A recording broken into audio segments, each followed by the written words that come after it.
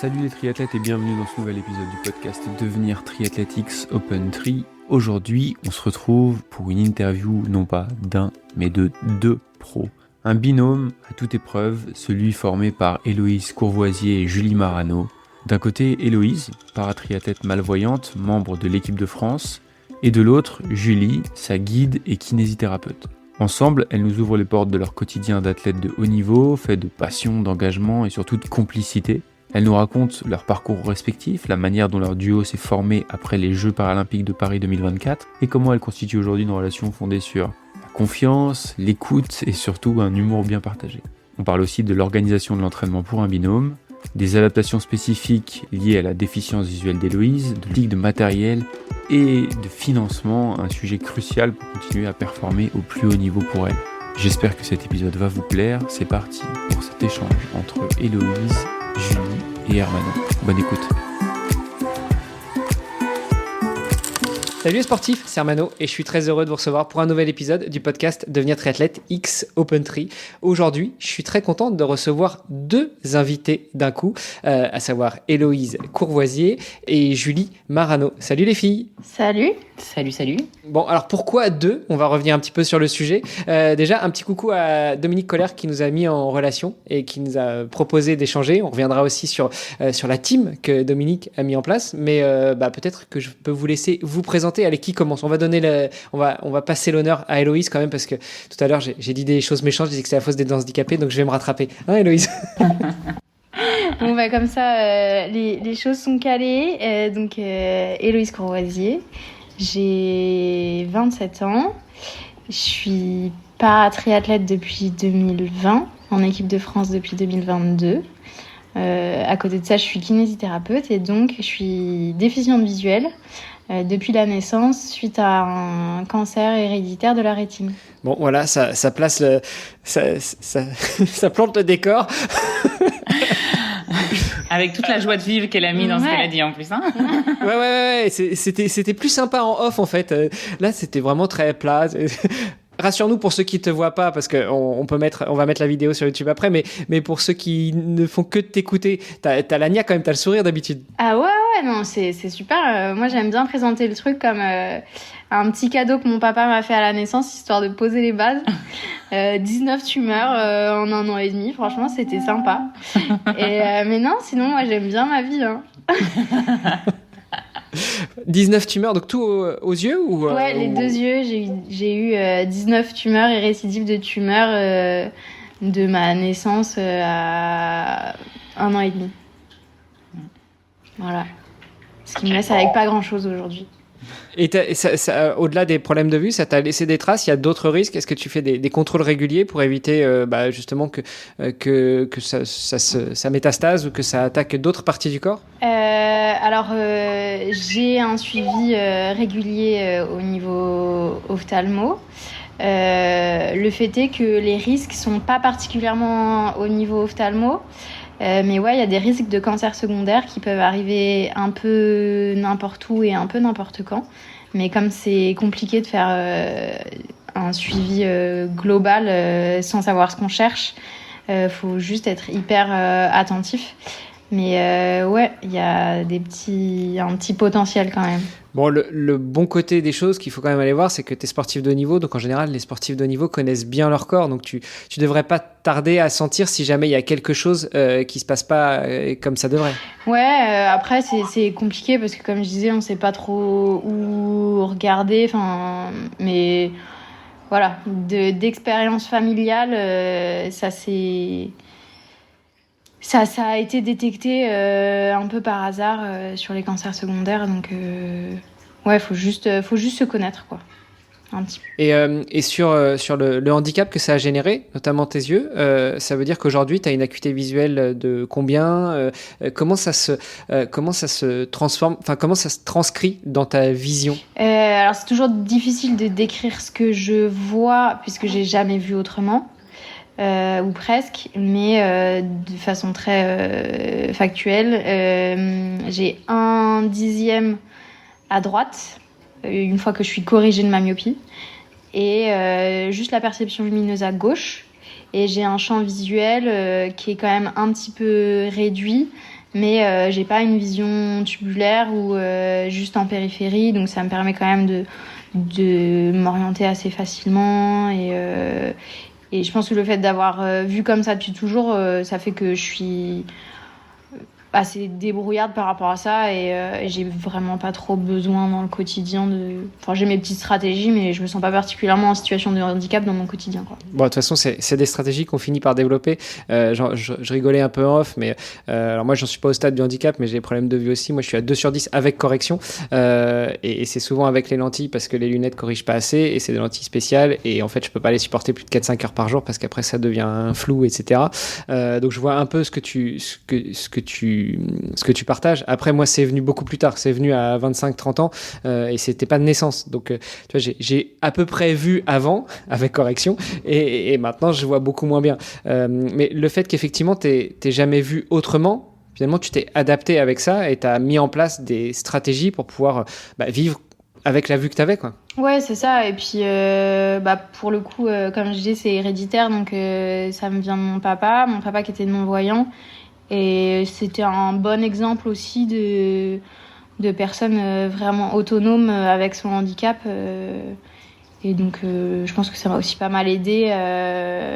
Même si, forcément, il y a eu des moments où je voulais pas être handicapée, mais pas de chance, j'avais pas trop le choix de faire autrement.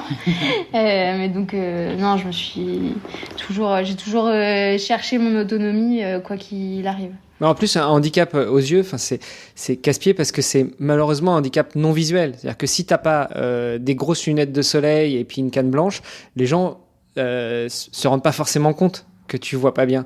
Comment c'est perçu ce handicap avec les autres ? Après, moi dans le quotidien, ça se voit pas. Ce qui est du coup plus compliqué si sur un point je vais avoir besoin d'aide que je demande à quelqu'un que je connais ou que je connais pas d'ailleurs. C'est pas rare qu'on me dise que quelqu'un ma meilleure amie ou même ma mère qui se rend pas compte que non, le signe que tu me fais à 5 mètres, je le vois pas quoi. Mais donc ça parfois faut des petits ajustements mais c'est pas tellement problématique. Et tu parlais de canne blanche, moi j'habite à Paris depuis bientôt 10 ans. Et au tout début, je pense pour me rassurer un petit peu, j'avais pris la canne. Et là, ça se voit pas trop, mais parce que je sors de la piscine, tout ça, mais je suis plutôt quelqu'un d'apprêter. Plutôt apprêter. J'aime bien m'habiller, j'aime bien me maquiller et tout. Et ça m'est arrivé de me faire insulter dans le métro parce que je ne pouvais pas être aveugle et maquillée. Donc voilà, je pouvais pas, c'était pas possible. Donc parfois ça fait des situations un peu. Je le prends avec le sourire aujourd'hui, mais quand on se prend une insulte parce que t'es maquillée, tu peux pas être aveugle. Waouh, pourquoi Et puis Puis ce que j'aime bien, les anecdotes comme ça que j'aime bien aussi, c'est de voir le regard des autres. Je pense que je suis plus sensible au regard des autres sur les autres entre guillemets, et de voir. Des personnes en situation de handicap, notamment visuel, dans les transports, qui vont chercher de l'aide, et les gens qui passent à côté qui n'en ont rien à faire. Et au final, moi je finis par les prendre sous le coude et puis je les aide et puis je finis par leur dire bon, c'est quand même quelqu'un de malvoyant qui vous guide, hein, mais si vous n'êtes pas au bon endroit, c'est normal. ça doit faire des situations cocasses. On est rentré un petit peu dans le vif du sujet, mais du coup, je n'ai pas donné le micro. Julie, je te laisse te présenter. Oui, pas de souci. Du coup, Julie Marano, j'ai à peine plus âgée qu'Héloïse, j'ai 28 ans. Je suis aussi kiné, voilà, depuis 2022. Et moi, je fais du triathlon depuis très très longtemps. J'ai commencé à l'âge de 10 ans. Et je suis rentrée en 2019 un petit peu dans l'équipe de paratriathlon. J'ai été guide de Anouk Kurzia avant, avec qui j'ai fait les Jeux de Paris. Et du coup, depuis fin 2024, début 2025, je fais équipe avec Héloïse. Donc voilà un peu le parcours. Bon, on reviendra peut-être un petit peu sur le changement, mais peut-être pour rester sur ta présentation, Julie, comment est-ce que on passe du triathlon valide au statut de guide pour les paras? Alors, il n'y a pas de formation ou d'équivalence ou quoi à faire. Enfin, c'est vraiment, voilà, moi, on m'a proposé de venir voir un peu ce que c'était que le paratriathlon. Et puis, un mois après, on m'a appelé en me disant, bah écoute, t'as ta première Coupe du Monde à faire dans 2 semaines. J'ai dit, bon, d'accord. Donc, en fait, on apprend aux côtés des athlètes. C'est les personnes en situation de handicap qui vont nous dire comment elles font du triathlon et comment nous, on va les aider à faire leur triathlon, en fait. Typiquement, le triathlon long que je faisais avec Anouk n'est pas le même que le triathlon que je fais avec Héloïse aujourd'hui. Dans moi, ce que j'apporte, c'est différent parce qu'elles n'ont pas les mêmes besoins, finalement. Mais ouais, il faut savoir bien s'adapter à la personne tout en apportant un petit peu sa touche perso parce que de mon expérience, que ce soit sur de la D2, de la D1, des championnats de France jeunes ou quoi, j'ai quand même un peu d'expérience en triathlon et ce qui permet de donner des petites clés des fois dans des situations en para, quoi. Mais au-delà de la formation, tu vois, pour basculer de l'un à l'autre, c'est plus qu'est-ce qui a fait que toi, tu as eu envie d'aller voir comment ça se passait du côté para? Est-ce que c'est quelqu'un qui t'a initié? Est-ce que c'est avoir vu des paras et puis te dire, tiens, ça pourrait être sympa d'aller filer un coup de main, un peu comme le fait Héloïse quand elle voit un malvoyant dans le métro, ou je sais pas, quelqu'un de ton entourage et que ça t'a touché et que tu t'es dit, bah, faut que je mette à profit mes compétences, mon expérience? Non, pas du tout. De par ma formation scolaire, on va dire, je suis passée par STAPS et kiné, donc il y a quand même un petit côté où on parle un petit peu du handicap, mais je connaissais rien du tout au handicap. C'est Nicolas Becker, du coup, le responsable des équipes de l'équipe de France Para, qui était venu me voir en 2019, savoir si juste ça m'intéressait de venir voir parce qu'il cherchait des guides, etc. Et je suis juste venue voir au début, sans prétention aucune. Et puis finalement, de fil en aiguille, c'était parti pour la saison 2019 avec des championnats d'Europe, des championnats du monde, des coupes du monde. Voilà, c'était... Au début, j'y allais vraiment en mode, je vais juste voir ce que c'est. Mais moi, je fais du triathlon pour moi. Et puis de toute façon, je suis en école de kiné, donc le triathlon, focus sur les cours, quoi. Puis finalement... J'y ai mis un pied, puis je suis jamais repartie. Ouais, c'est la stratégie du viens voir, on s'éclate bien, et puis finalement, une semaine après, bon, t'as réfléchi, t'as pas le choix, hein, j'ai besoin de toi. Allez, tu viens? Non, mais voilà, il y a quand même, le monde du parasport est quand même génial parce que chaque personne a vraiment une histoire. Donc, voilà, le triathlon, des fois, c'est ce qui les a sauvés ou c'est ce qui leur permet de se sentir libre, de pouvoir, si on prend le cas d'Héloïse, de pouvoir faire du vélo, de découvrir des nouveaux endroits qui, toute seule, en fait, elle pourrait pas le faire, quoi. Donc non, c'est vraiment une belle équipe. Ouais, puis comme tu le disais, t'es pas la même guide avec 2 athlètes différents. Justement, aujourd'hui, on enregistre le jour où j'ai publié l'épisode avec Laurent Denis, qui est le directeur de la SPTT Strasbourg, et on parlait du côté para à la SPTT Strasbourg, et on avait cette réflexion de se dire finalement, il y a autant de handicaps qu'il y a de personnes para, parce que un unijambiste, c'est pas le même qu'un autre unijambiste, un déficient visuel, c'est pas le même qu'un ou une autre déficient visuel, donc finalement ça va être aussi beaucoup d'adaptation pour les guides et pour le staff des paras. Ouais, je pense que c'est surtout pour les guides en soi où faut vraiment apprendre à connaître l'athlète, apprendre à savoir comment il fonctionne, qu'est-ce qu'il voit pas. Héloïse, voilà, si je dis tiens, regarde sur mon téléphone, non, en fait, elle va pas forcément le voir direct, mais ça amène à des bons petits fous rires, mais mais oui, il faut savoir s'adapter. Après, de toute façon, comme dans toute relation ou dans toute communication avec quelqu'un qu'on apprend à connaître, il faut pouvoir s'adapter aussi, quoi. C'est sûr que si on arrive brut de décoffrage en disant moi ce que je fais c'est le meilleur et puis de toute façon on fera comme j'ai décidé, ça marchera pas. Mais partout, si on arrive dans une entreprise et qu'on dit ça marchera pas non plus. Donc voilà. Puis, c'est clair qu'il faut beaucoup d'humilité. Ouais. Ouais, et puis dans les 2 sens en fait, parce que on a toutes les 2 quelque chose à s'apporter. Moi, ça fait assez peu de temps finalement que je fais du triathlon. Pour le coup, moi, j'ai appris à faire du triathlon en même temps que j'ai appris ce dont j'avais besoin. Enfin, voilà, on a construit, donc avec mon ancienne guide Anne Henriet, on a construit un petit peu le truc ensemble. Aujourd'hui, je suis plus capable de dire, moi, c'est comme ça que je fonctionne, j'ai besoin de ci, ça. Julie, elle va me dire, ça, c'est ça mon expérience.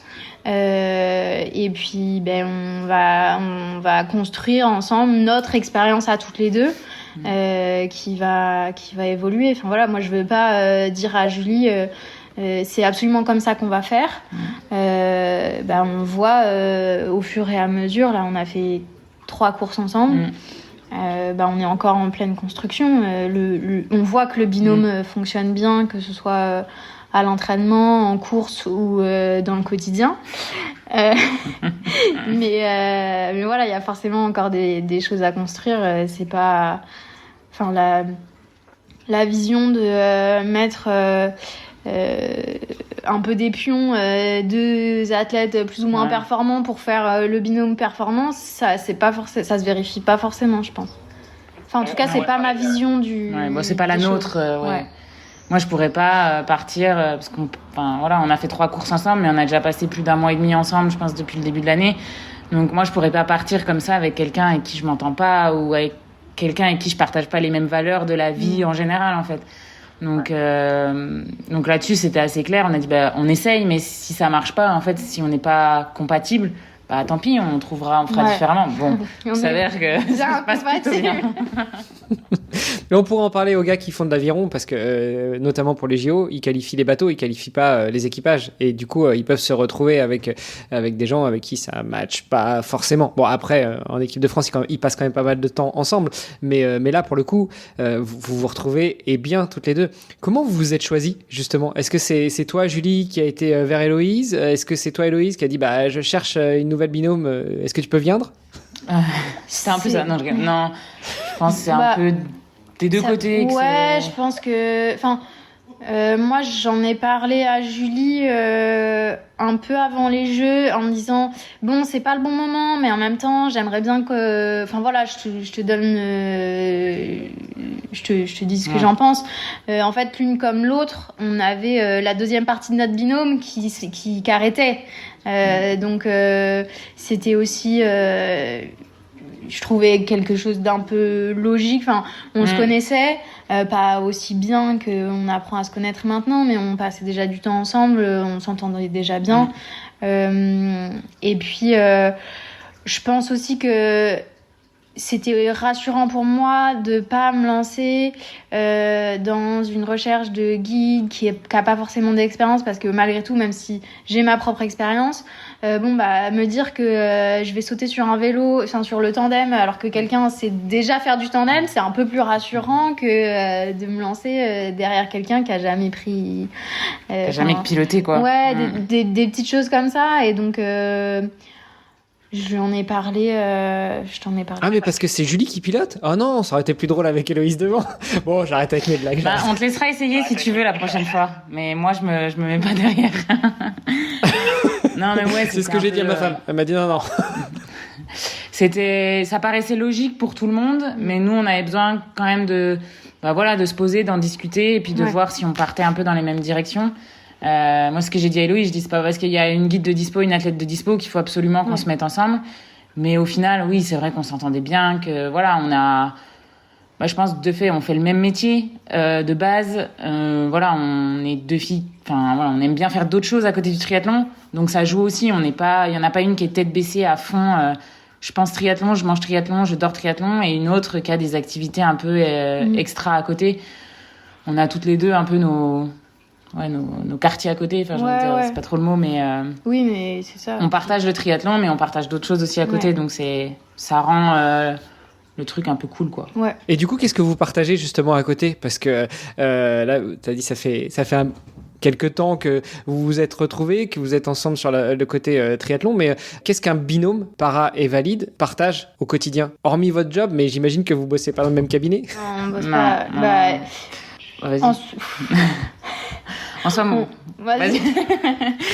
Non, moi, j'ai eu la chance 2 ans avant les Jeux, en fait, d'intégrer l'équipe police nationale en tant que policière réserviste. Et du coup, aujourd'hui, je travaille un petit peu en tant que kiné, mais uniquement avec des sportifs de haut niveau. Et je suis pas du tout dans un cabinet, en fait. C'est de la kiné qu'on appelle déconventionnée, qui est pas remboursée par la sécurité sociale. Donc je le fais quand j'ai envie, quand je peux et quand les athlètes sont dispo, quoi. Mais je travaille pas du tout dans un cabinet, c'est pas quelque chose qui est fixe toutes les semaines, tous les mois. Et à côté de ça, je suis toujours donc dans l'équipe police en tant que policière réserviste. Mais c'est sûr qu'on travaille. Déjà, on travaille pas ensemble parce qu'on habite à je sais pas combien de kilomètres. Mais moi, je suis à Meudon, donc à côté de Paris. Julie, elle est à Grenoble.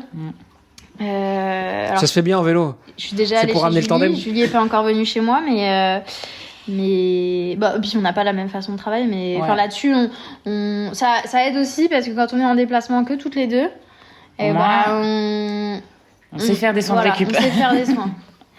Mais non, après, qu'est-ce qu'on partage à côté?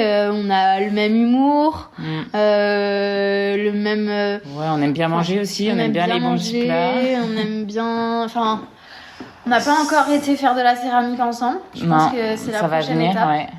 Mais aller faire les magasins, c'est pas un problème. Voilà, prendre du temps C'est- pour se balader, enfin, des trucs tout simples. Hein. Oui, On est oui, pas- mais enfin, on a des atomes crochus au-delà du sport. Tiens, petite question qui peut paraître un peu idiote, mais quand on voit moins bien, est-ce qu'on est meilleur kiné? Ah, je suis partagée avec cette question. Je pose la question parce qu'en plus, Julie est kiné aussi, donc comme ça, s'il y a une gifle qui doit partir, elle va partir tout de suite. C'est carrément la vision. Enfin, c'est ce que tout le monde aime dire. Moi, je pense que c'est pas une réalité.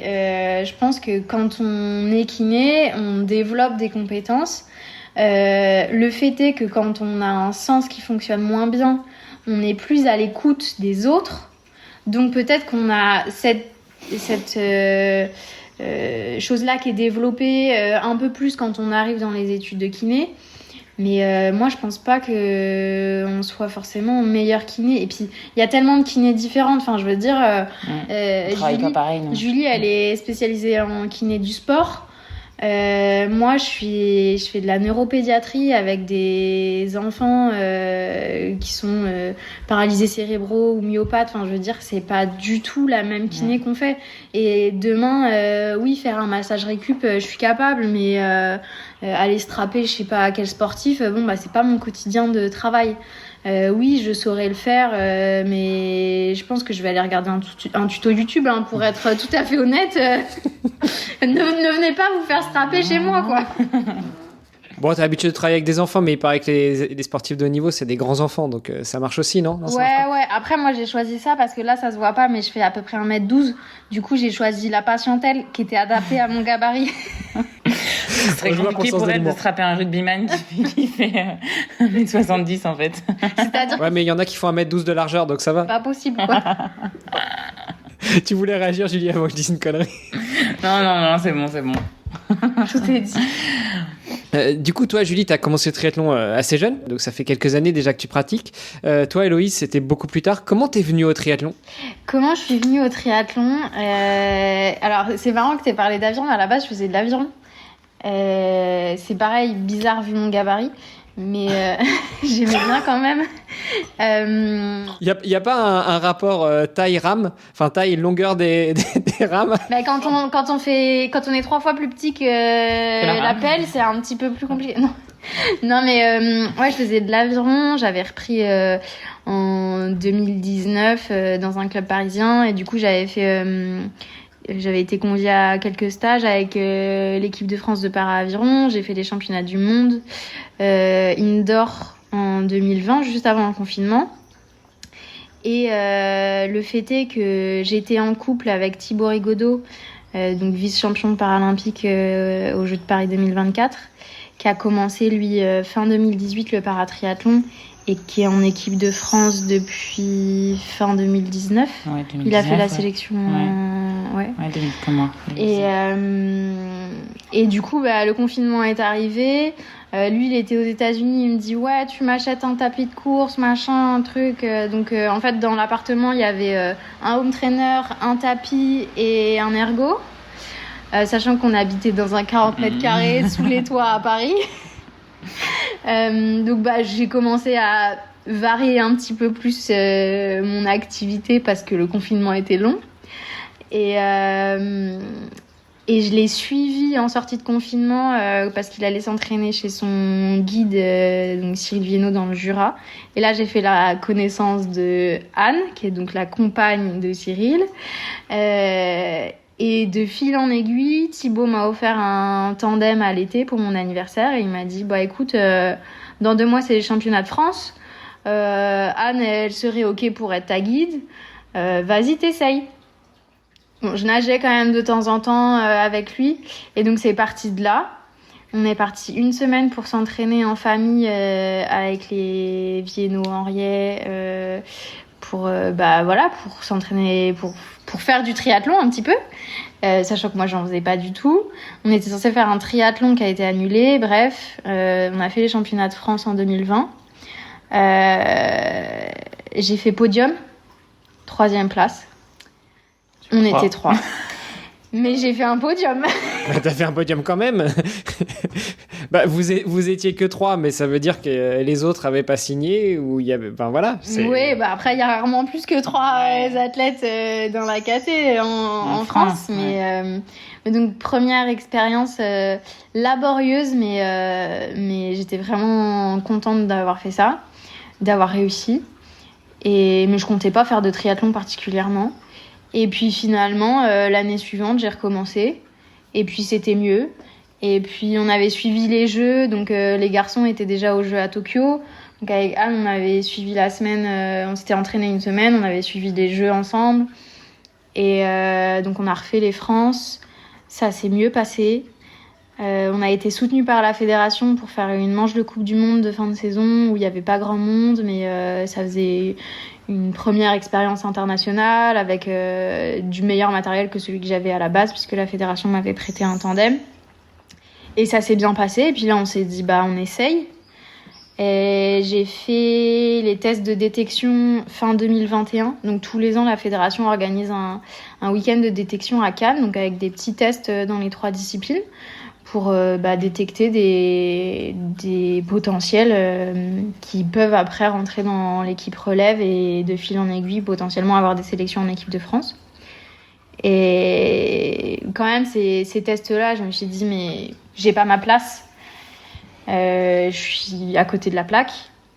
Et en fait, faut croire que non. Parce que 3 mois plus tard, j'étais conviée au test avec l'équipe de France. Puis un stage relève, puis un stage équipe de France, enfin collectif France. Et à l'issue de ça, j'ai tout de suite eu avec Anne, on a eu notre première sélection en équipe de France pour les championnats d'Europe qui avaient lieu à Holstein fin mai, en Pologne. Et donc, quand même, en fin 2021, là, en décembre, il y a une interview de moi où on me dit, je sais plus, la question ça doit être c'est quoi tes ambitions, et je dis les Jeux de Paris c'est un peu tard pour y penser, mais pourquoi pas aller chercher Los Angeles. J'ai toujours l'intention d'aller à Los Angeles, mais entre temps je suis allée aux Jeux de Paris, donc donc voilà, ça a été vraiment c'était pas du tout les ambitions que j'avais ni celles d'Anne au début. Et en fait, de fil en aiguille, on s'est donné les moyens et on est arrivé là. Et je pense qu'on n'a pas à rougir de la 7e place qu'on a faite ensemble. Donc, non, ça m'a vraiment bien mis le pied dedans. Au début, je comptais faire les 2, aviron et triathlon. Et puis, en fait, le triathlon, ça prend tellement de place. Et puis c'est ce que... j'aime ça. Donc voilà, on y va. Et pareil, on y va, ouais. Merci à Thibaut, en fait, parce que c'est lui qui t'a mis le pied à l'étrier ou le pied sur la pédale, en fait. Tout à fait, tout à fait. C'est tout à fait lui. Bon, pour la petite histoire, Thibaut, je l'avais reçu dans mon autre podcast qui s'appelle Dans les vestiaires. Pour celles et ceux qui veulent aller l'écouter, c'est vestiairesaupluriel.org/021. Vous pourrez écouter l'interview de Thibaut. Et on avait déjà un petit peu parlé de toi à l'époque. Donc voilà, il disait qu'il venait de te mettre au triathlon. Ah ouais, c'était il y a un moment. Mais je crois que je me souviens de l'enregistrement. Et merci parce qu'il m'avait envoyé une jolie photo de lui dédicacée avec Cyril sur le podium. C'était super sympa. Mais donc ouais, belle découverte. Et t'as pas juste continué avec un pied sur la pédale ou sur l'étrier, mais t'as vraiment continué, t'as vraiment mis le pied dedans. Comment tu construis justement cette vie de para-triathlète en 2 ans et demi, 3 ans finalement, pour arriver jusqu'à Paris? Je pense que déjà j'ai l'esprit de compétition, donc c'était facile aussi d'y aller. Et puis j'ai un peu la niaque. Je sais pas si c'est un truc de Bon, je vous invite à regarder la vidéo quand même, hein, parce que il faut regarder le visage de Julie à côté. Elle s'arrêtera jamais, quoi. Enfin, tant qu'il faut y aller, et puis elle donnera corps et âme pour aller au bout, quoi. Il y a pas de... Elle abandonnera jamais, je pense. J'aime pas me dire que c'est difficile, donc peut-être je peux faire autre. Enfin, je trouverai toujours un moyen, même si c'est difficile. Et plus c'est difficile, je pense, plus j'ai envie d'y aller, en fait. Donc ça m'a pas forcément arrêté. Après, c'est sûr que au rythme où ça allait, j'avais toujours un train de retard sur souvent un train de retard sur ce que je mettais en place. C'est-à-dire que la première année où je me suis dit allez, j'essaye de m'entraîner, j'étais quand même à temps plein au travail. Je faisais des heures sup pour pouvoir poser des heures quand je partais en compétition. Donc je faisais 42 heures de travail la semaine. J'arrivais à m'entraîner 10 heures, mais ça faisait quand même des journées à rallonge. Donc je suis passée à mi-temps en septembre, sachant que je suis passée à mi-temps en me disant ouais, j'ai un partenaire qui arrive. En fait, il est jamais arrivé, donc je me suis dit mais qu'est-ce que je suis en train de faire? Enfin, ça fait peur. Et puis moi j'aime bien les choses que je connais, que je contrôle un petit peu. Bon voilà, vraiment je partais dans un truc, on y va mais on sait pas trop où, on sait pas trop comment. Et donc ouais, je suis passée à mi-temps, mais c'était encore pas facile. C'était un mi-temps pareil avec des heures sup et autres. Donc au début alors je dis pas que c'est pas facile quand même, parce que j'ai eu de la chance. J'ai pas eu ce partenaire-là, j'en ai eu d'autres derrière, donc ça me permettait de retomber sur mes pattes. Et puis j'étais bien entourée à partir de l'été 2022. C'est donc Cyril qui a commencé à m'entraîner. Donc jusqu'au Jeux de Paris, c'était Cyril qui m'entraînait. Donc ça met quand même un bon cadre. Je pouvais souvent aller chez eux pour m'entraîner. On faisait souvent des week-ends ensemble avec Anne. Ils étaient quand même vachement disponibles. Cyril, il m'a pas mal aidé sur la mécanique du tandem. C'est eux qui avaient le vélo. Donc là-dessus, ça aide aussi beaucoup. Enfin, j'ai été bien entourée. Le fait d'être avec Thibaut jusqu'à il y a pas si longtemps, ça aide aussi, ça motive, parce que au quotidien, je m'entraîne beaucoup toute seule. Mais on s'entraînait tout seul à deux. Donc, un sur le tapis, un sur le home trainer. Ouais, c'est ça, ou les deux sur le home trainer à se regarder. Mais enfin voilà, ça met quand même une dynamique qui aide quand même pour démarrer. Enfin voilà, on se soutenait un peu les quatre. Et donc là-dessus, ça m'a vachement aidé. Je pense que si j'avais été moins bien entourée, ça aurait été plus difficile, même pour l'organisation logistique, parce que c'est pas toujours la fédération qui gère la logistique. Ça aide aussi d'avoir du monde qui a l'expérience pour aider, pour driver un tout petit peu. Et ouais, c'est quand même ça a bien aidé. Et puis aujourd'hui, ça permet que ce soit tout elle qui gère maintenant. Moi, je fais plus rien. Nickel. C'est pas vrai, non. Mais je conduis juste la voiture parce que j'ai pas confiance quand même. Mais... Non, mais ça m'a permis de sécurité pour mettre la main. De construire des automatismes au-delà du triathlon en lui-même, sur l'organisation des à côté, en fait. Et aujourd'hui, je suis plus rassurée d'aller prendre mes billets d'avion pour partir au Canada, enfin nos billets d'avion pour partir au Canada, alors que la première fois c'était mais je l'ai fait quand même, quoi. Mais ouais, parce que du coup là-dessus, moi je voulais réagir. Bon, déjà sur le côté financier, c'est vrai que tu l'as dit, tu as pris un risque, mais comment est-ce qu'on vit en tant que paratriathlète? Est-ce que c'est la Fédé qui vous aide? Est-ce que vous avez des partenaires financiers, donc des sponsors qui vous aident? Comment est-ce qu'on vit en tant que paratri? Alors ça... Réfléchis, Julie, parce qu'il y a la même question pour toi après, en tant que guide. Pas de problème. Ça dépend. En fait, le système d'accompagnement de la fédération, il est basé sur des niveaux de performance. Et donc ça, c'est déterminé par l'Agence nationale du sport qui va donner les critères des différents niveaux de performance et qui va dire la politique de cette année ou de cette Paralympiade, ça va être d'aider tel et tel niveau. Il se trouve que je suis un peu dans un entre-deux cette saison, ce qui fait que je suis pas soutenue à 100%, mais j'ai quand même un accompagnement, notamment sur les 2 dernières courses internationales. L'hébergement a été pris en charge par la fédération, mais le reste, c'est moi qui finance, et c'est moi qui finance pour 2. Donc ça a un coût, et donc effectivement sans partenaire financier c'est pas viable. Donc comme je disais, j'ai eu la chance au début quand même sans avoir beaucoup d'expérience, de retours médiatiques ou autre, j'ai quand même pu être soutenue. J'avais quand même un bon accompagnement.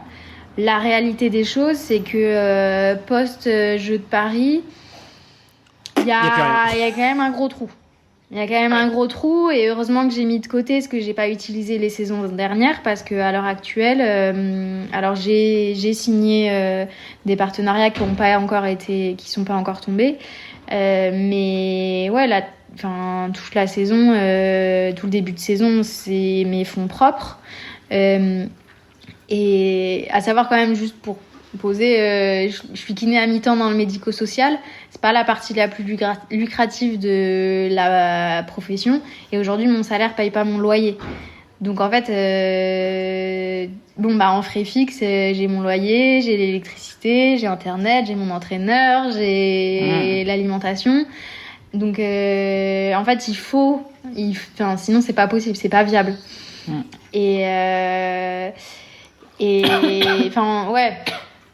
Donc là, c'est un petit peu plus stressant, ça fait une petite charge mentale, mais voilà, c'est le jeu.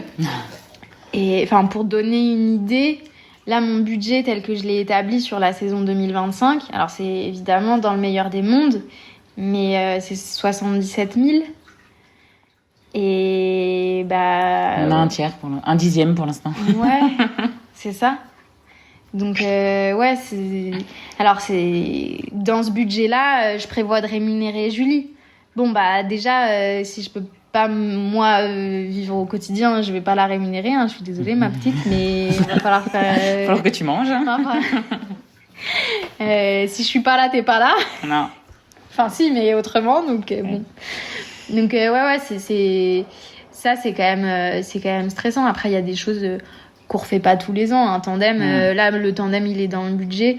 C'est pas l'urgence de le faire cette saison, parce que le tandem que j'avais fait avec Anne, on a réussi à l'adapter pour Julie. Il y avait pas de grosses modifications à faire, donc ça va. Mais un tandem cadre, composants, roues et autres, on s'approche des 20 000 euros. Donc on n'en fait pas toutes les saisons, mais ça reste quand même là dans la Paralympiade quelque chose qui va rentrer en compte. Puis comme dit Héloïse, heureusement qu'il n'y avait pas à changer beaucoup par rapport à entre Anne et moi au niveau des morphologies. Voilà, il y a des petits réglages, mais c'est pas comme si je faisais 1m10 comme Héloïse. Là, il aurait fallu changer de tandem, quoi, par exemple. Donc non, c'est des trucs qui sont c'est sûr que c'est une énorme charge mentale pour Héloïse, parce que on nous a vendu qu'après Paris, les aides seraient encore là, que les partenaires ils soutiendraient encore, et finalement Paris s'est éteint et il n'y a plus rien du tout, quoi. Rien que le budget du ministère, il est pas à la hauteur de ce qu'on nous a annoncé, même quelques semaines avant. C'est l'héritage des Jeux. J'espère j'espère qu'il sert, on va dire, aux jeunes. Et encore, quand on voit les budgets, c'est quand même pas pareil. Je parlais de l'accompagnement de la fédération. Elle fait aussi avec ce qu'elle a. C'est la politique, elle est telle qu'elle a été établie, et ils font comme ils peuvent avec ce qu'ils ont. Donc non, mais c'est à l'échelle nationale. Mais du coup, c'est voilà. nous, nos partenaires, enfin moi, ceux que je pouvais avoir avant les Jeux, qui nous ont dit oui, pas tout de suite, de toute façon, même si tu changes de binôme, on continuera de te soutenir en tant que guide. Bah au final, arrivé décembre 2024, oh non, bah t'as changé de binôme, du coup on va arrêter. Bah en fait, du coup c'est pas logique. Ça aide pas à se relancer dans une nouvelle Paralympiade, quoi. Il y a le discours qui est le lendemain des Jeux. Et puis le discours de fin d'année 2024, ah oui, mais les budgets, machin, le projet il est pas encore calé, bon, c'est un peu la douche froide.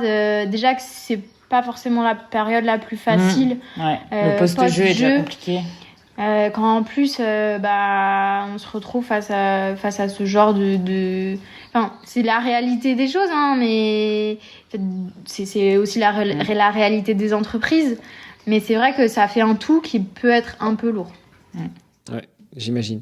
Et j'en avais longuement parlé dans mon autre podcast dans les vestiaires, justement, où et même en fait avant les Jeux, il y avait déjà des sportifs qui me disaient là pour l'instant je suis financé, mais après au 31 août 2024 je sais pas comment je vais vivre parce que j'ai aucune visibilité.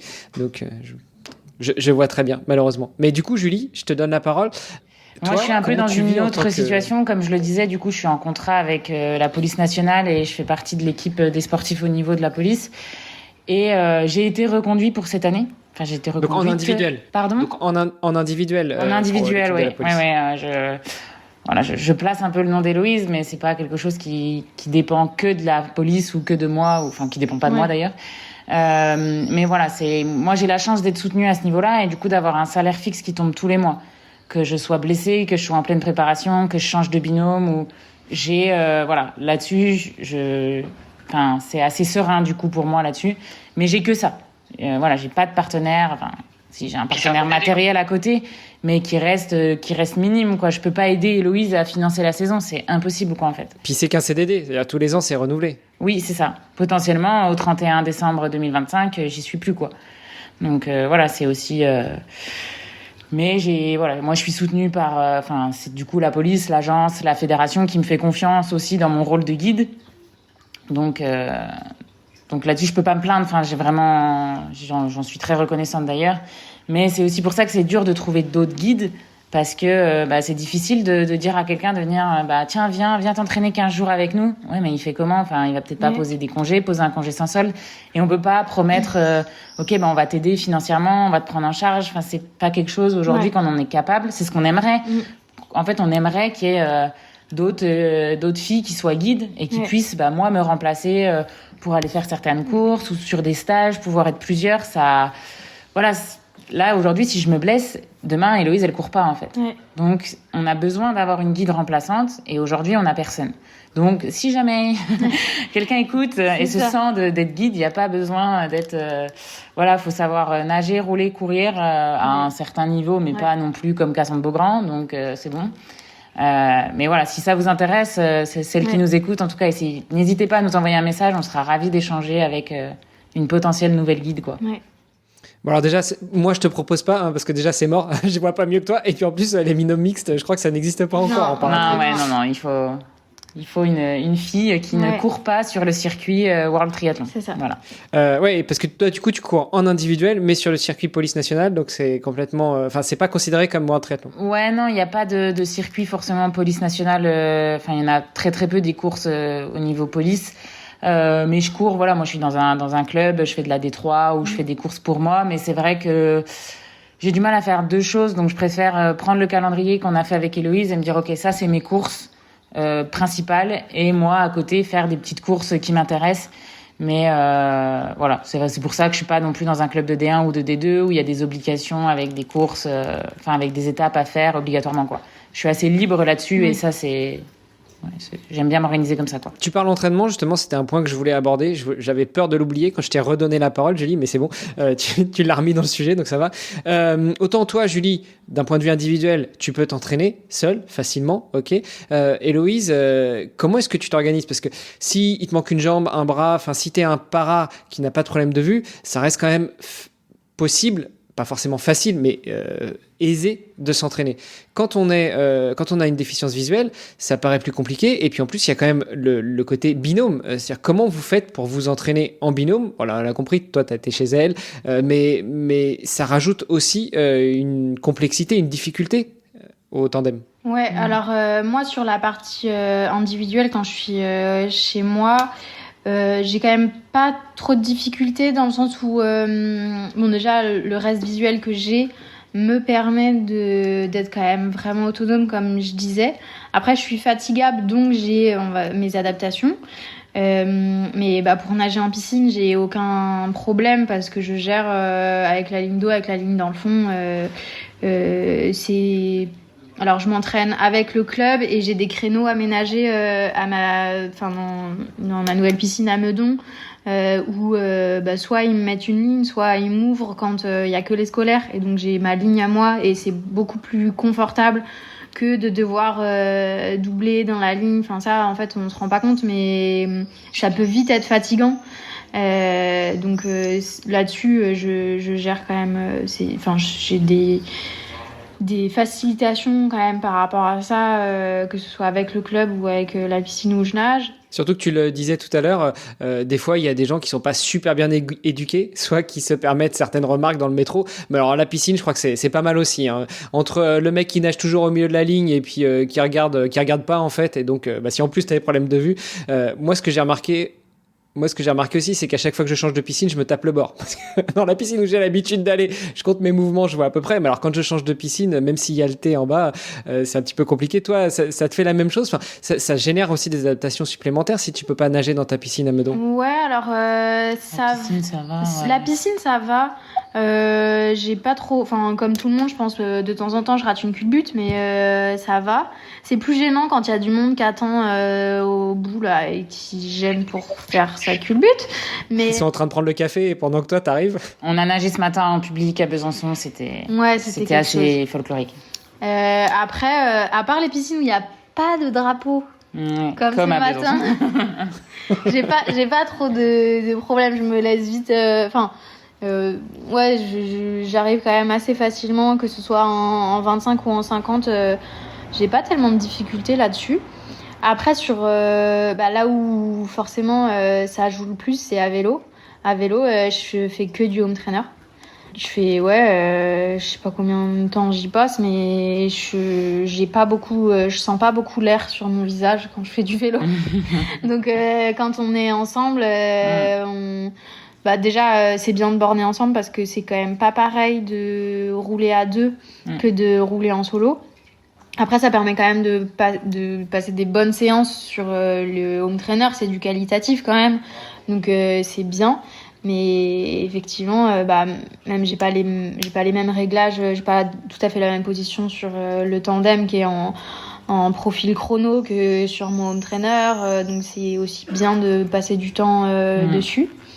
Mais au quotidien, je suis contrainte de faire ça. Enfin, en fait, je pourrais rouler un peu dehors, mais je trouve que c'est finalement plus une contrainte que un plus, dans le sens où moi j'ai qu'un tandem, faudrait le remonter entre les courses, potentiellement changer les cotes de Julie, donc ça fait monter, démonter, mettre les cotes du pilote, trouver le pilote, aller rouler, donc ça va, je suis à Meudon, donc je suis déjà à l'extérieur de Paris, mais c'est rouler dans les voitures à un moment donné, et je trouve qu'au final ça fait plus de contraintes que de points positifs.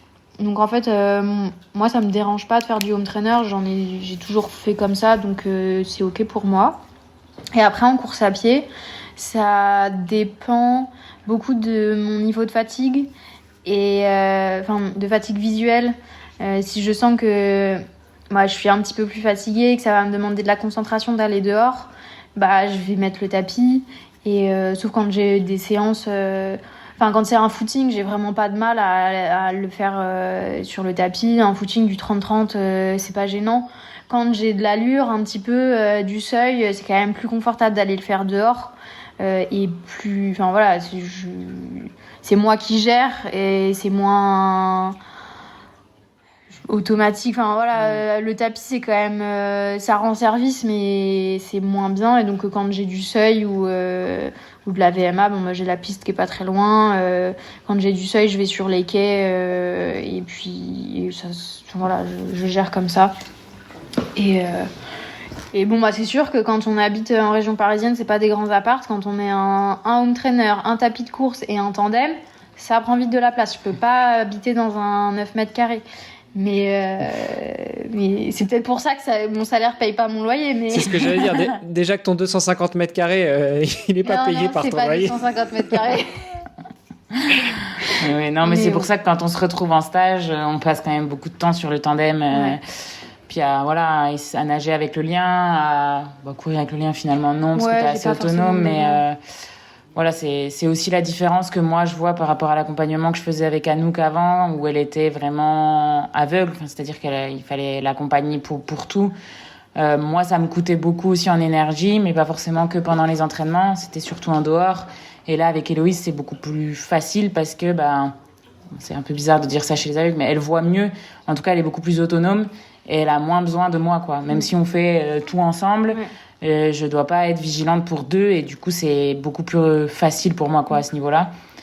Mais il faut quand même qu'on passe du temps à s'entraîner ensemble, parce que finalement les automatismes de course, on peut les travailler que quand on est les deux. Toute seule, on n'a pas. Enfin moi quand je fais un triathlon toute seule, je le fais pas de la même façon que je le fais avec Héloïse, même si ça s'en rapproche. Sur mon vélo solo, je saute sur le vélo. Sur le tandem, je saute sur mon vélo, mais avant de partir, il faut que j'attende qu'elle monte sur le vélo, sinon ça marche pas. Donc voilà, ça marche pas. Faut se caler comme ça, quoi. Mais voilà, on a aussi le même entraîneur, Bertrand Billard, qui moi me suit depuis très longtemps et qui Héloïse vient de commencer avec.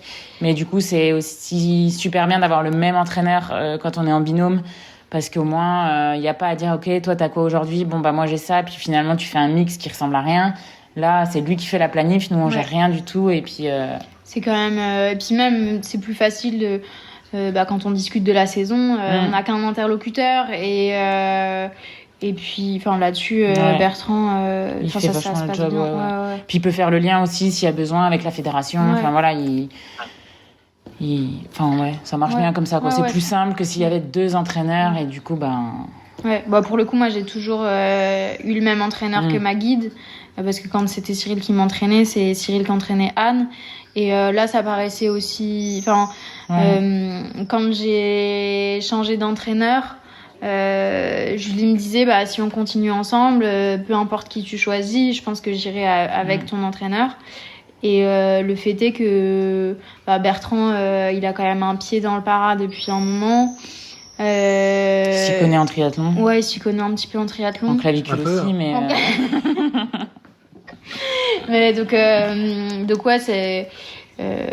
Et puis c'est pour le coup, Bertrand, c'est quelqu'un que je connais même avant d'avoir fait du triathlon, puisque c'était l'entraîneur de Thibaut. Donc moi, j'avais rencontré Bertrand avant de commencer le triathlon. Et donc ça me paraissait logique d'aller avec lui aussi. Et ça se passe bien, que ce soit notre binôme entraîneur-entraîné, que le trinôme avec Julie, donc c'est cool. Ouais, je confirme, avoir le même entraîneur, ça aide. Moi, je pars sur du swimrun là, et on a tous les deux le même entraîneur avec mon binôme, c'est quand même beaucoup plus simple. Hein. C'est lui qui fait la planif, il voit l'évolution des stats, etc. Et puis on arrive à... Et après, c'est le même problème que vous, entre guillemets, c'est qu'il faut qu'on arrive à se voir pour travailler les automatismes de course. C'est ça. Après, quand on dit se voir, du coup... Moi, je la vois, mais... J'osais pas la faire, merci. Alors, surtout, ne pas être gêné avec le handicap. Hein. Sinon, c'est pas drôle. Et en natation, comment vous faites? Il y a un lien, il y a une longe comme en swimrun, il y en a une qui est devant, vous nagez l'une à côté de l'autre, comment vous organisez? C'est simple, Héloïse, elle se met en position plongeon, voilà, bien droite dans l'eau, en planche, et moi je tracte, voilà. Sur le dos, accroché par les mains, comme ça? C'est ça. Non, la règle en paratriathlon, c'est que le lien, il doit être élastique pour justement limiter l'effet de traction. Il doit pas faire plus de 80 cm. Et quand on nage, les têtes doivent pas être à plus d'1,50 m d'écart. Bon, alors c'est sûr que quand on part de ma taille, ça devient vite compliqué, mais... Non, mais en gros, elle a pas le droit d'être dans mes pieds, par exemple, avec le lien. ce qui fait qu'elle se retrouve à nager dans ma vague finalement au niveau de ma hanche. Je suis à peu près au niveau de son bassin et donc en fait il n'y a pas un lien homologué, homogène pour tout le monde comme on peut voir en athlétisme. On fait quelque chose qui rentre dans la règle. Donc nous c'est du bricolage. Alors je parlais de l'accompagnement que j'ai eu, de l'entourage que j'ai eu qui m'a beaucoup aidé dans les débuts. Bah clairement le lien au début j'ai récupéré l'ancien de Thibaut et aujourd'hui on a quasiment le même avec Thibaut, mais voilà ça a été surtout réfléchi par les garçons au début et ils nous ont dit il faut faire comme ça, on a fait comme ça. Hein. Et oui, donc, moi par exemple quand j'étais avec Anouk j'avais pas du tout le même lien que ce qu'on a aujourd'hui. Parce que moi j'avais fait un renfort au niveau du bassin parce que j'avais la jambe qui partait un peu trop loin. Enfin, ça c'est vraiment individuel. Enfin, au niveau des binômes, en tout cas, chaque binôme a vraiment son lien, que ce soit en natation ou en course à pied, quoi. Et là, on a repris le lien qu'on avait avec Anne, avec Julie. Mais par exemple, avant les Jeux, on se posait la question avec Anne, est-ce qu'il n'y a pas des améliorations à faire ? Les filles nous avaient prêté leur lien pour qu'on nage et en fait on était beaucoup moins efficace avec. Et aujourd'hui avec Julie, je pense que le lien qu'on a repris il fonctionne bien. Et donc pour expliquer, c'est c'est des colliers de chien à clip parce que ça s'enlève vite. Et donc on a chacune un collier de chien au niveau du genou. Julie elle l'a au-dessus du genou, moi je l'ai en dessous du genou, comme ça vient un peu embuter. Et entre les deux il y a un tendeur, quoi, un élastique qui est pas très long parce que je trouve que c'est plus, il est hyper court, mais plus on est proche en fait, plus on se tape. Ouais, c'est plus vite. Plus on se gêne, quoi, en fait. Ouais, en fait, il faut avoir la bonne distance pour pas se gêner, mais aussi si on a un lien qui est très long. Et s'il y a un changement de direction, quelque chose, moi je vais pas forcément le sentir.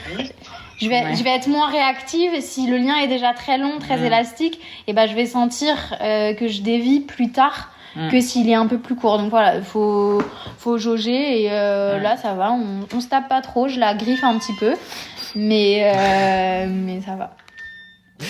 Julie, elle rentre chez elle le soir, elle se fait engueuler. Qui t'a griffé, chérie ? Non, laisse tomber. Ouais, c'est clair, justement. Mais bon, ça va, c'est dans des endroits qui se voient pas. Et en course à pied, du coup, pas de lien parce qu'Héloïse, t'es assez autonome ? Alors, en course à pied, à l'entraînement, j'ai pas besoin. Par contre, c'est réglementaire, en course, on a un lien. C'est obligatoire, ouais. C'est obligatoire, ouais. Et donc là, la règle, c'est pas élastique et pas plus de 50 cm. Et donc, pour l'instant, ce qu'on a, qui va peut-être changer, mais en tout cas, ce qu'on utilise pour l'instant, c'est on a chacune une ceinture porte-dossard. Et il y a une petite ficelle entre les deux, pas très longue. Et puis... Ouais, mais qui permet d'être autonome chacune dans le mouvement, quoi, en fait. C'est... Parce que c'est sûr qu'un lien à la main, comme Julie et Anouk l'utilisaient, les non-voyants, souvent, ils ont ça parce qu'ils ont besoin d'une info plus directe. Moi, j'ai pas besoin de cette info-là. Julie, elle va me dire les choses quand elle peut. C'était une petite balle perdue suite à la dernière course qu'on a fait ensemble. Tiens, prends ça. Ça se rétablira dans les prochains jours. Non, mais du coup, elle va me dire, m'annoncer les virages, même si je connais le parcours. Je suis toujours un peu moins lucide, donc les petits passages un peu plus... Ouais, les dodanes, quand il y a des irrégularités, pas facile de dire ça, sur la route. Mais sinon... Puis les ravitaux, on essaye de... Ouais, ça, je te les annonce avant, et puis... Parfois, j'essaye de prendre pour elle, et je rate tout, mais... Elle a les deux mains devant au cas où, quand même. C'est ça. Ça doit être sympa de vous voir. Surtout à l'entraînement, vous devez bien vous marrer. Oh, tout le temps. Pareil, ouais. Julie parlait de la fatigue que ça pouvait générer pour elle de guider Anouk. C'est pas la même fatigue aujourd'hui quand on est toutes les deux, mais je la fatigue quand même. Moi, elle a les yeux qui plissent là. Ensemble, elle a hâte que je parte, quoi. Ouais. Pendant les siestes, c'est bien, au moins, on est chacune de notre côté. Je vois que tu as déjà les yeux qui plissent, on enregistre, il est que midi, donc c'est l'heure de la sieste là. Ouais. C'est ça, il est temps de manger, d'aller se coucher là. Clairement. On est presque à 1 heure d'enregistrement, les filles, je vais pas vous prendre plus de temps. J'ai encore 2 petites questions. La première, le podcast s'appelle Devenir triathlète, donc chacune votre tour, je vous pose la question. À votre avis, comment devenir triathlète ? Devenir parade. Ouais, du coup, moi, devenir paratriathlète, déjà, soyez handicapé, pour commencer. Ou devenez handicapé. C'est pas le meilleur conseil que je pourrais donner, mais devenir triathlète, comme ça revient un peu à ce que je disais sur le fait que moi, quand c'est difficile, c'est pas ce qui va m'arrêter, au contraire, c'est ce qui va me motiver. En fait, ce que je dis, ma phrase de motivation, c'est qu'il n'y a pas de limites. Les limites, c'est les seules qu'on se pose. Et donc, en fait, à partir de là, faut y aller. Handicap ou pas handicap, il n'y a pas de raison de pas essayer. Et voilà. Ouais, puis je pense que le triathlon, ça a quand même aussi ce côté où tu fais 3 sports. Ouais. Tu t'ennuies jamais, c'est jamais monotone. C'est pas, tu fais pas que nager, que nager ou que courir. T'as vraiment cette diversité à l'entraînement. Ouais. Tu travailles sur toutes les allures, dans tous les sports. Tu peux même faire... t'as d'autres sports qui sont très complémentaires. Tu vas faire de la préparation physique. Enfin, voilà, ça reste un jeu, le triathlon, finalement. Et je pense que quand t'es en école de triathlon, c'est vraiment ça. Tu joues au triathlon. Ça paraît bizarre, dit comme ça. On joue au foot, on joue au basket. Mais finalement, on peut aussi jouer au triathlon. Et nous, on joue toujours, d'ailleurs. Ouais. Mais faut garder ce côté un peu... enfantin où tu te fais plaisir en fait à l'entraînement. Je pense que moi en tout cas c'est là-dessus que je suis toujours restée, c'est que s'il y a plus de plaisir ça sert à rien, faut arrêter, faut changer. Donc là-dessus il y a pas, le triathlon ça fait peur généralement, surtout chez les personnes qui ont déjà je vais pas dire un certain âge parce que je vais me faire insulter, mais qui ont déjà eu des pratiques différentes, qui se mettent au triathlon. Des fois, c'est la natation qui rebute parce que finalement, quand on sait pas très bien nager, nager en eau libre avec tout le monde, ça fait peur. Mais franchement, il faut commencer sur des petites distances et après, ça vient. Et finalement, c'est génial de nager avec du monde parce qu'on se rend compte que tu peux t'aider, tu peux t'appuyer sur les autres. Enfin, voilà, ça reste vraiment cool le triathlon, quoi. Donc, allez-y. Bah ouais. Et surtout, si vous voulez être guide en paratriathlon, j'en rajoute une couche, mais... vas-y, rajoute. Mais n'ayez pas peur non plus, hein, il n'y a pas de... C'est pas compliqué d'être guide finalement si vous avez la passion du triathlon et que vous êtes peut-être pas trop égoïste et vous acceptez de faire un triathlon avec quelqu'un, ça se passera bien quoi. Clairement. Et puis dernière petite question, où est-ce qu'on vous suit, qu'on vous encourage, qu'on vous envoie des petits messages sur les réseaux sociaux?